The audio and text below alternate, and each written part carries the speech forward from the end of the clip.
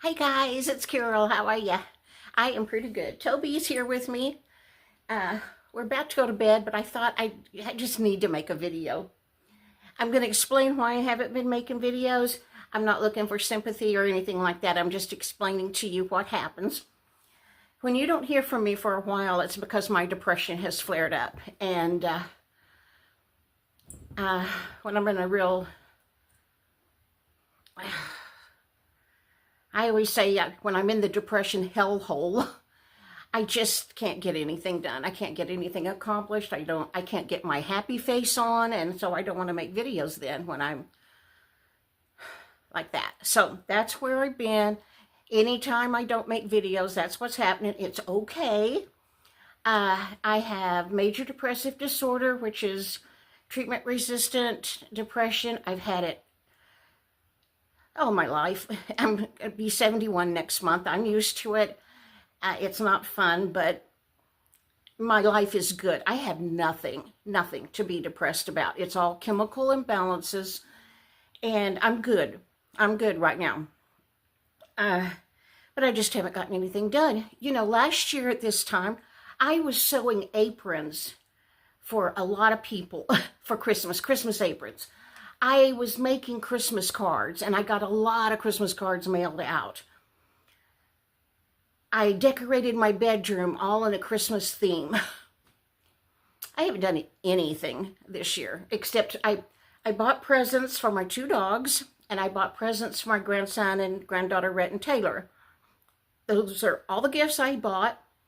Now, my entire adult life has been to have Christmas purchased by the end of October and have it wrapped. That's how I've always done Christmas, so I don't have to have a stressful November and December.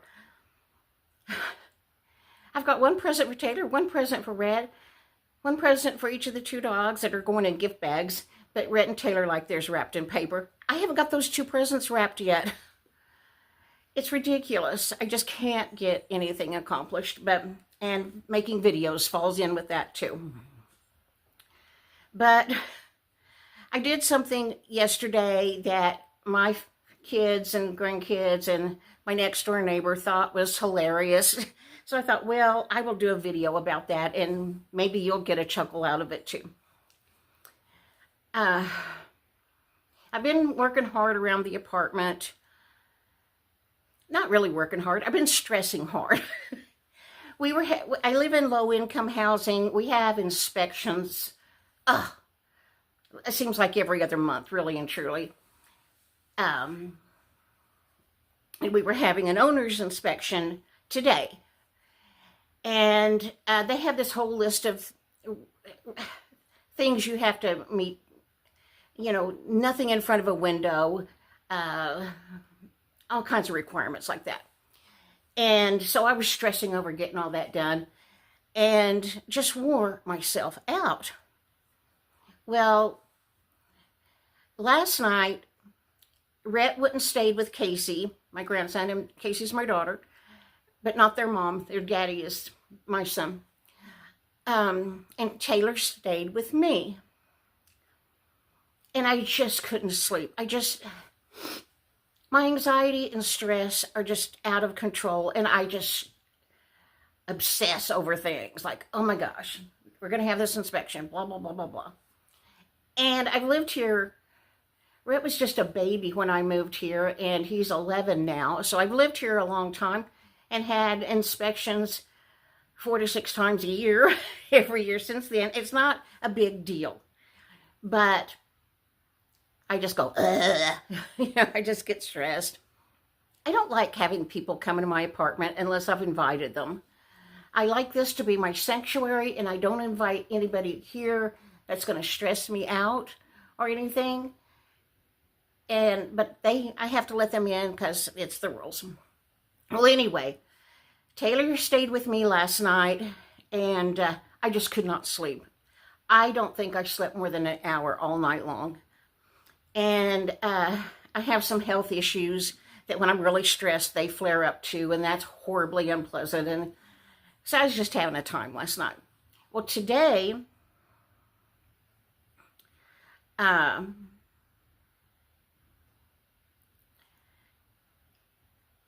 I was in my recliner and I fell asleep. Casey was taking the kids somewhere, and I fell asleep in my recliner.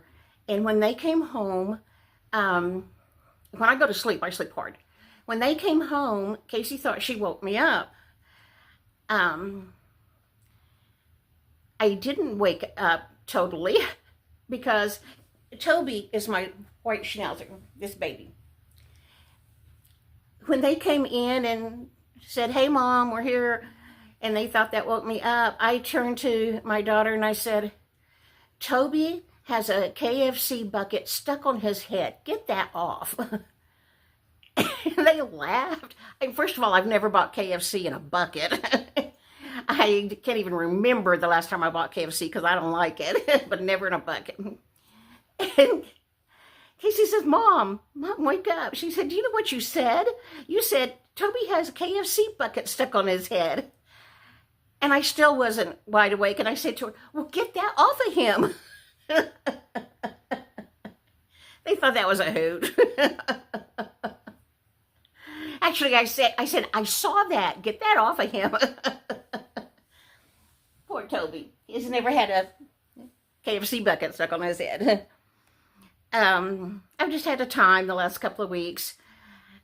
Last week, when my grandkids come to spend the night with us, and we have them as often as we can.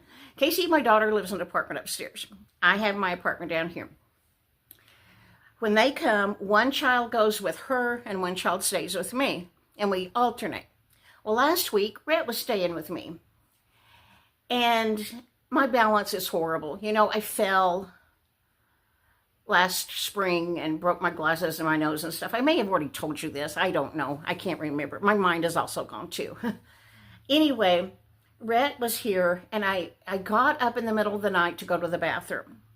And I lost my balance, and I fell. And somehow I ended up over this way. Somehow I hurt my right hip, my right thigh. Oh, my hip still hurts. I have bruises on my arm here, and I have bruises right here, and this shoulder hurts. And I had a bump on my head. I guess I just rolled. I don't know. Anyway, so my hips bothered me this week, and we had cold weather come in, and you know, that stirs up your arthritis. And so I just, all that and the depression, I just haven't got a thing done. I have not mailed any cards. I don't have any decorations up.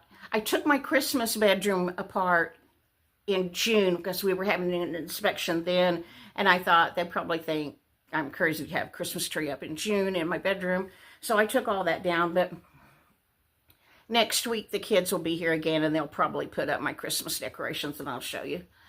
But anyway, that's the story of that. Last night at church, Casey works at a church, and my granddaughter Taylor volunteers in the children's church, and Rhett goes to the children's church. They were having a Christmas party.